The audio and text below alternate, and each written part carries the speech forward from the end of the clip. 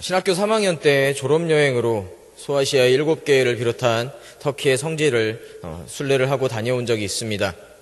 빠듯한 일정 가운데 잠깐씩만 돌아보았지만 어느 곳 하나 저희들의 감흥을 불러일으키지 못한 곳이 없었습니다. 지진과 세월의 흔적으로 온전한 교회의 모습을 갖추고 있는 곳은 몇 되지 않았지만 그 웅장한 교회의 터들을 바라보며 하나님께서 전도자 바울을 통해 이루신 엄청난 일들 앞에 감탄하지 않을 수 없었습니다. 모든 것이 나름대로의 의미와 감동을 주었지만 그 가운데 기억이 많이 남는 곳들은 로마 제국의 핍박을 피해 이곳저곳에 숨어 신앙을 이어왔던 초대교회 성도들의 흔적이었습니다. 바위에 굴을 파고 또 땅속에 개밀구와 같은 그런 복잡한 굴을 파서 그들의 신앙을 지키기에 힘썼던 그 흔적들이 평화시대를 살아가는 제 자신의 나태함을 크게 꾸짖었던 기억이 있습니다. 오늘 함께 살펴보려고 하는 본문에 등장하는 서머나교회 역시 여러 환난과 핍박 가운데서도 신앙을 지키기에 힘썼던 교회였습니다. 서머나교회가 있었던 서머나 지역에 대해 조금 더 설명을 드리자면 서머나는 크고 에베소 다음으로 그런 부유한 항구였습니다. 포도주의 집산지였고 아시아의 영광이라고 불릴 만큼 그 도시의 짜임새와 지리적 여건이 아름다운 곳이었습니다. 서머나에는 유명한 경기장, 도서관, 공중극장 등 문화가 발달한 부유하고 살기 좋은 그러한 곳이었습니다. 이런 부유한 서머나의 특징이 있었는데 그중 하나가 바로 황제 숭배였습니다. 서머나는 황제 숭배 중심 도시로 로마 정신은 로마의 황제라고 일컬을 정도였습니다. 또 하나가 있었는데 그것은 유대주의였습니다.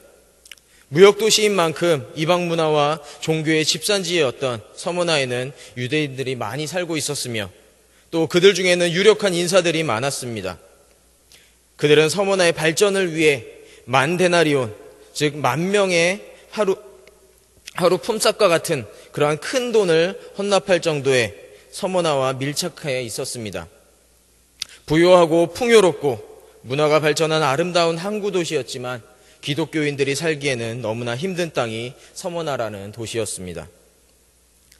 그런 서머나 교회에 예수님의 명을 받은 요한이 전한 메시지가 오늘 본문의 내용입니다. 요한계시록에는 소아시아 7개의 요한이 그리스도의 메시지를 전하는 편지를 했는데 그중 서머나 교회는 빌라델피아 교회와 함께 유의하게 책망을 받지 않은 칭찬만을 받은 교회였습니다. 교회가 칭찬을 받았다라는 것은 그 교회의 지체들로서 그 교회를 이루고 있는 서머나 교회의 성도들을 칭찬하신 것입니다. 이 시간 본문을 함께 살펴보므로 서머나 교회를 이룬 성도들을 왜 주님이 칭찬했는지, 우리 역시 그런 주님의 칭찬을 받기 위해 어찌해야 하는지 깨닫고 은혜 받는 시간이 되시길 바라겠습니다. 첫 번째로 교회를 이루는 성도는 주어지는 환난과 궁핍의 육신적 고난이 오히려 영적 부여의 첩경이 된다는 사실을 깨달아야 합니다.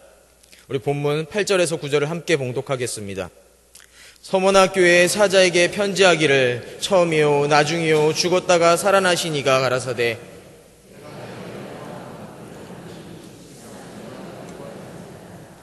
자칭 유대인이라 하는 자들의 회방도 안 오니 실상은 유대인이 아니요 사단의 회라.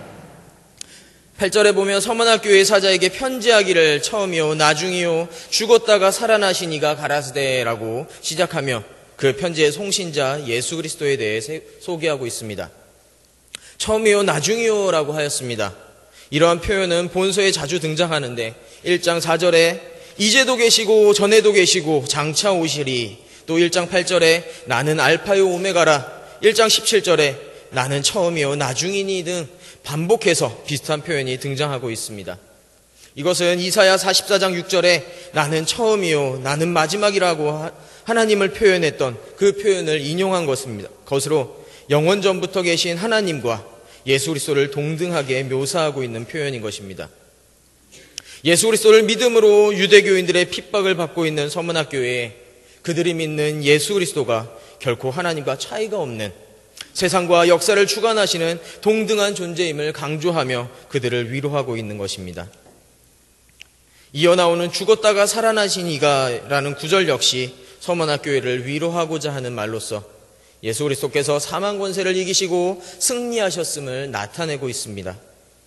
환난과 핍박이 있는 서머나 교회에 두려워하지 말라라는 그러한 위로와 격려를 주고자 하신 표현입니다. 하나님과 동등하신 예수 그리스도께서 그들을 본격적으로 위로하고 격려하고 계십니다. 9절에 내가 내 환난과 궁핍을 아노니라고 하였습니다. 여기에서 아노니는 우리가 단순히 배움을 통해서 얻어지는 그러한 경험적인 지식을 이야기하는 것이 아닙니다. 직관적인 지식을 뜻하고 있는데 이것은 정확하고도 주도 면밀한 신적 통찰력을 이야기하고 있는 것입니다. 모든 것을 아시는 예수 그리스도께서 서문학교의 모든 사정들을 다 알고 계신다라고 하시는 것입니다. 그럼 주님이 서문학교의 어떤 사정을 알고 계십니까? 바로 서문학교회가 당하고 있는 내 환난과 궁핍을 아신다라고 말씀하고 계십니다. 본문의 환난은 본래 압박받다, 박해받다라는 뜻을 가지고 있습니다. 이 말은 큰 돌에 치여 고통을 당하다가 천천히 그 돌에 눌려 죽는 그러한 사람들에게 사용되어졌습니다.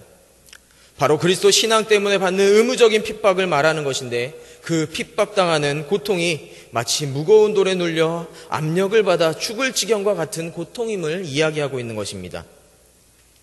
바로 서문학교회가 예수 그리스도의 이름을 위하여 믿음을 지키는 과정에서 초래되는 압박과 박해 또 고통과 고뇌를 당하고 있음을 우리 주님이 잘 알고 계신다라고 하신 것입니다. 또한 궁핍은 물질적 곤핍을 의미하고 있는데 본문의 궁핍에 사용된 헬라어 푸토케이아는 아예 가진 것이 없는 전무한 상태를 의미합니다. 즉 궁핍이라기보다는 핍절에 가까운 그러한 상태를 이야기하는 것입니다. 사실 처음에 말씀드렸듯이 서머나는 부유하고 또 풍요로운 항구 도시였습니다.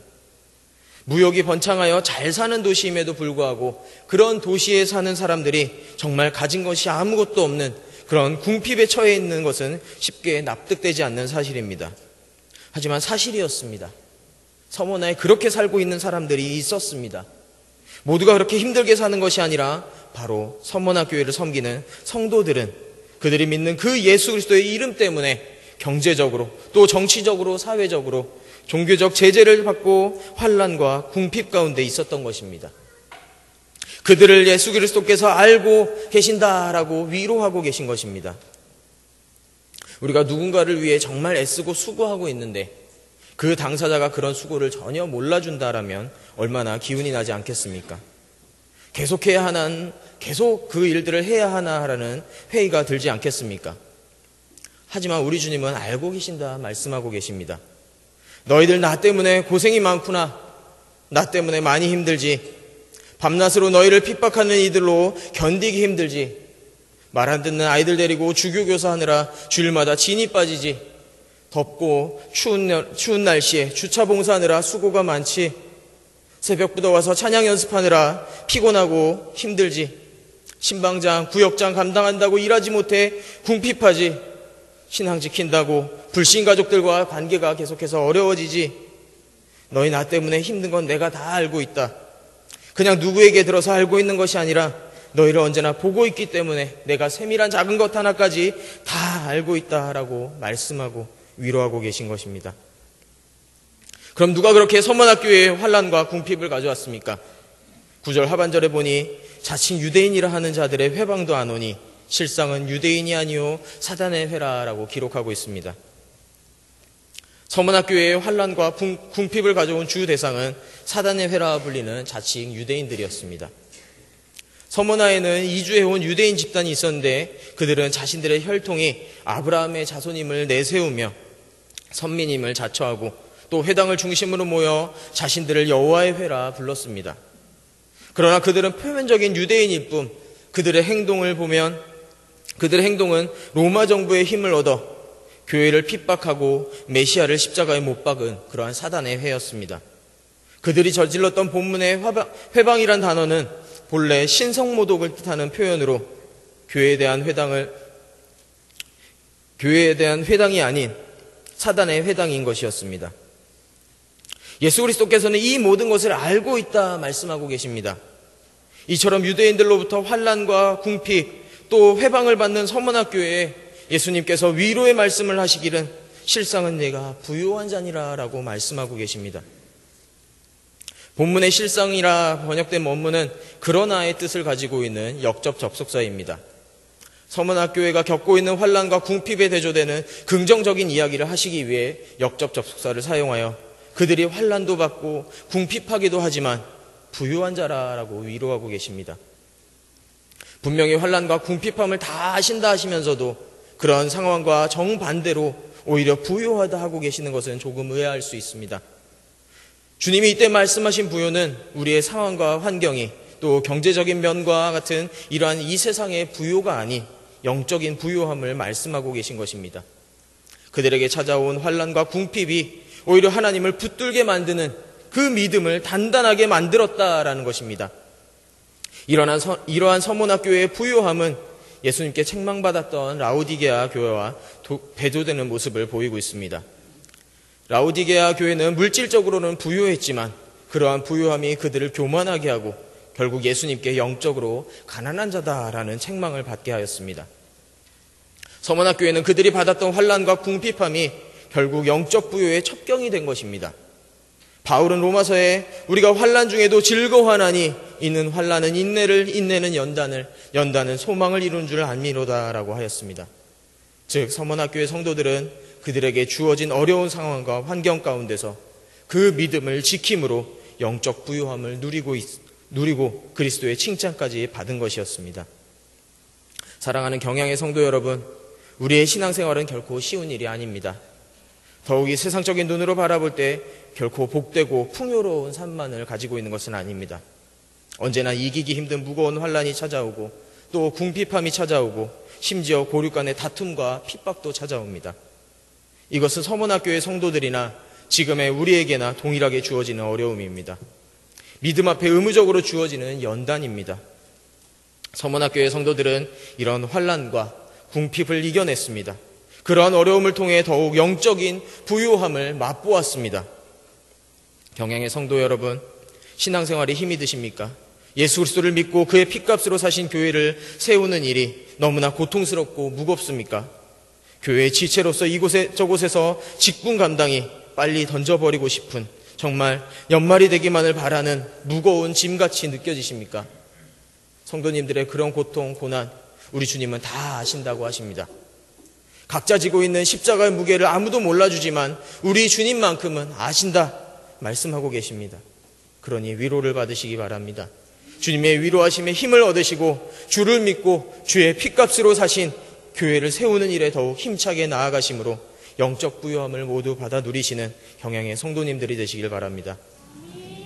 두 번째로 교회를 이루는 성도는 장차 당할 고난을 두려워하기보다 죽도록 충성함으로 주어질 생명의 면류관을 바라보아야 합니다. 본문 10절을 함께 봉독하겠습니다. 내가 장차 받을 고난을 두려워 말라. 볼지어다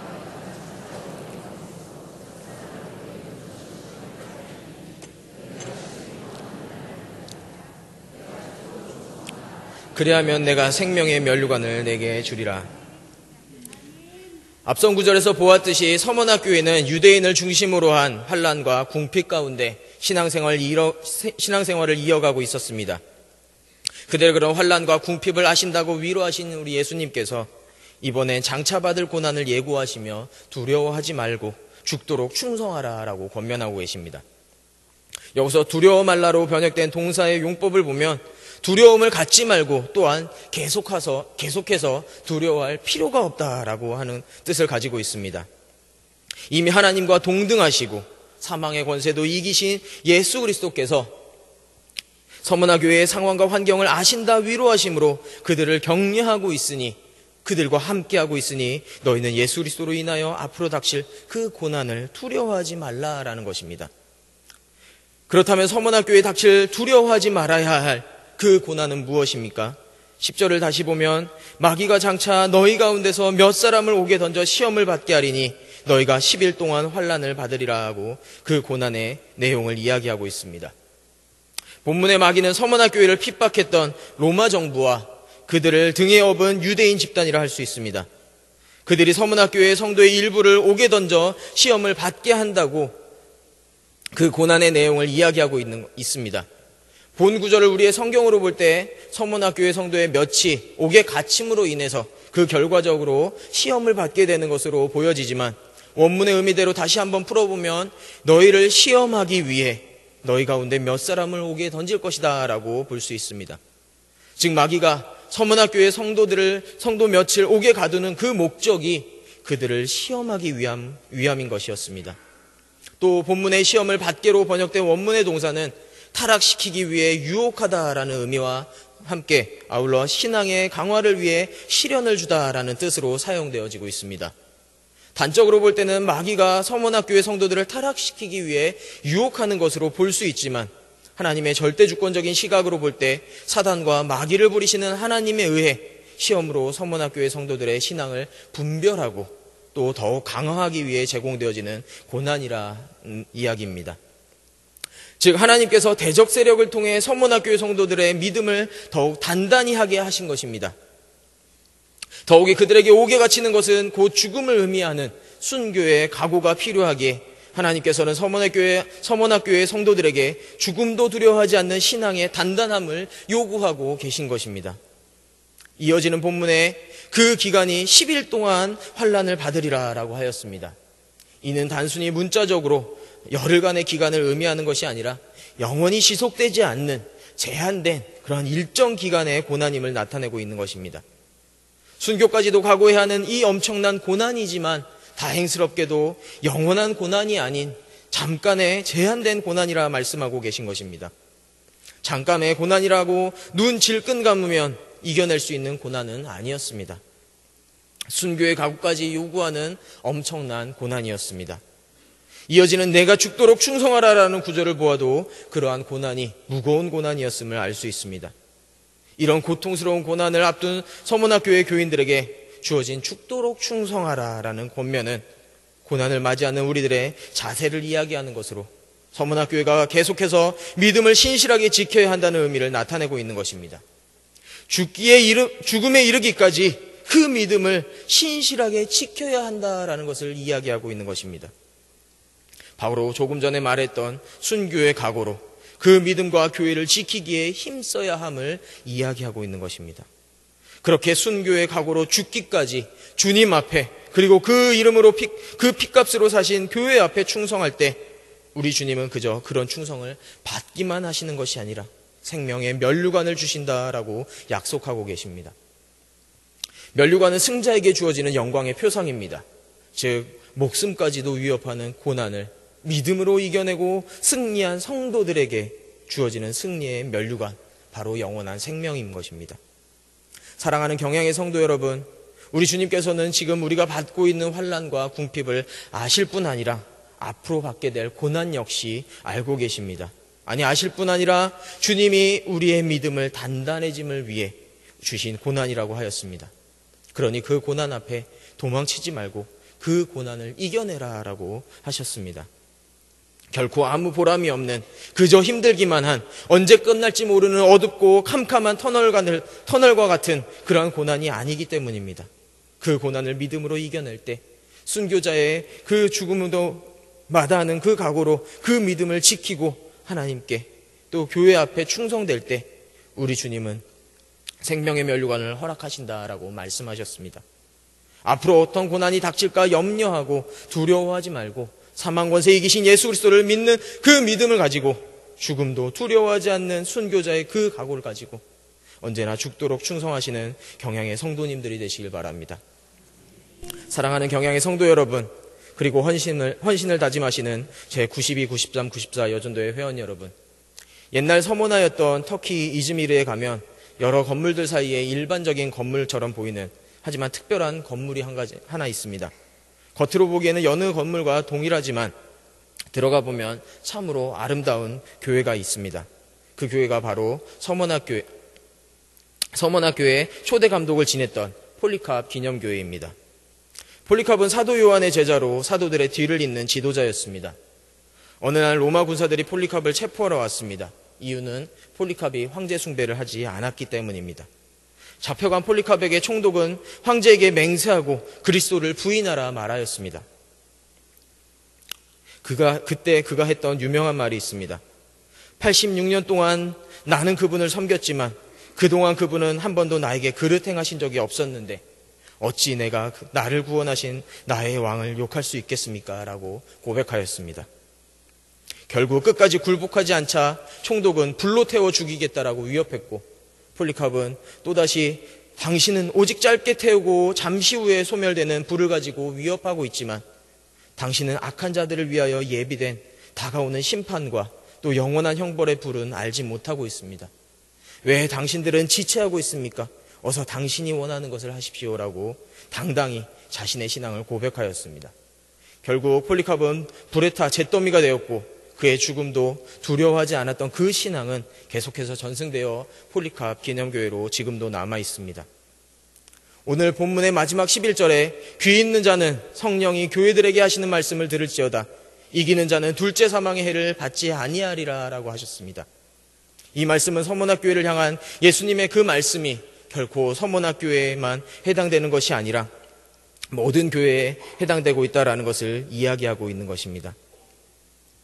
바로 우리 경향교회 역시, 또 경향교회 지체로 교회를 이루고 있는 우리 신자들 역시 모든 환난과 궁핍과 고난을 두려워하지 말고 언제나 순교까지도 각오하는 그 믿음으로 죽도록 충성하라라고 말씀하고 계신 것입니다. 그러할 때 둘째 심판, 즉 최후의 심판을 통해 영원한 지옥의 고통이 아닌 영원한 생명을 얻게 된다라고 말씀하고 계신 것입니다. 한 해 동안 교회 이곳저곳에서 이 모습 저 모습으로 헌신하신 경향의 성도 여러분의 그 모든 수고와 헌신을 우리 주님은 다 알고 계십니다. 직분을 감당하며 또 교회를 섬기며 받았던 환난과 궁핍, 고난을, 그리고 흘렸던 눈물들을 우리 주님은 누구보다 잘 알고 계십니다. 생명으로 인도하는 문은 좁고 길이 협착하여 찾는 이가 적음이니라 라고 말씀하셨습니다. 아무든지 나를 따라오려거든 자기를 부인하고 날마다 제 십자가를 지고 나를 쫓을 것이니라 라고 말씀하셨습니다. 고난의 길이지만, 환난과 궁핍이 찾아오지만 두려워하지 말고 죽도록 충성하시길 바랍니다. 서문학교의 그 믿음이, 폴리카프의 그 순교적 신앙이 우리 가운데 일어나길 바랍니다. 죽도록 충성함으로 생명의 멸관을 모두 받으시는 경향의 성도님들이 되시기를 바랍니다.